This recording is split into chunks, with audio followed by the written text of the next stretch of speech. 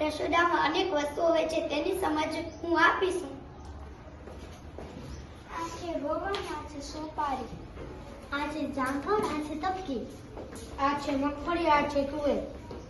આ છે ચણા, આ છે વટાણા, આ ચોળા ને કાબુલી ચણા, આ છે વાલ, આ છે અડદ, આ છે મગ, આ છે ટોપરું, આ છે જુવાર, આ છે ઘઉં, આ છે બાજરી, આ છે મકાઈ, ત્રણ સૂજી, સામો ને નાગલી, આ છે તલ, આ છે કાળા તલ, તજ, આ છે જીરું, આ છે રાઈ, આ છે ધાણા, આ છે અજમો અને આ તમાલપત્ર,